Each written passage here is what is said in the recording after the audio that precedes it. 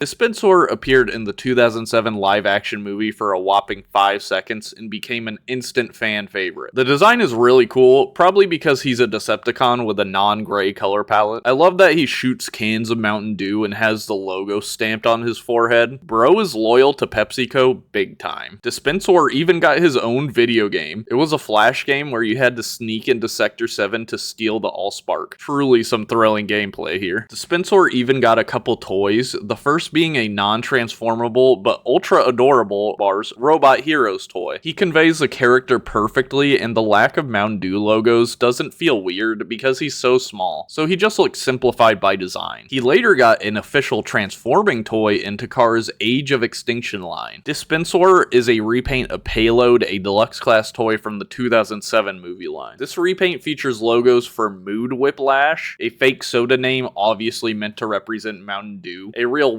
McDonald's type of thing. The top of Dispensor's truck mode is decaled to look like a vending machine, so you can kind of stand it up like one. It doesn't really work that well though due to some kibble. Maybe someone could make a 3D printed stand to help with that. Dispensor also got a new head and weapon, both of which look fairly accurate, though the head looks weirdly melty to me. They tried to recreate the Dispensor magic with this crappy Oreo guy from Age of Extinction, but literally no one cared. I'm convinced the writers of Revenge of the Fallen saw how much people loved Dispensor and just wrote in a whole bunch of Dispensors. Seriously, this movie is an absolute freak factory, starting with this little monster named Wheelie. This guy turns into an RC truck and I kinda love him.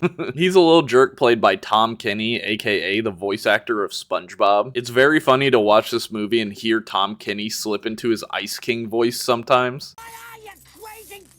Somehow, Wheelie is one of the few Transformers with an actual story arc in the movie, starting as a Decepticon spy who joins the Autobots and then humps Megan Fox's leg. Truly a complete arc. Another great weirdo from this movie is Ejector, a toaster brought to life by the Allspark shard. But what some people don't know is that Ejector continued his acting career and scored a commercial for Mountain Dew. All roads lead back to Mountain Dew. The commercial is pretty funny, but importantly, I think it convinced Hasbro to make a toy for Ejector. Yes, there is an official Transformer that turns into a toaster, complete with a little power cord. This is absolutely hilarious, and the robot mode is such a little gremlin. Like, look at that goofy face. Scalpel is one of my favorite Transformers from Revenge of the Fallen. He's an evil little doctor with a German accent for the Decepticons. Scalpel had an excellent Scout class figure that I had as a kid. I thought his microscope mode was super cool, and his robot mode was really interesting with his spider-like legs. His vibe kinda reminds me of a mantis shrimp. I wonder if that was intentional.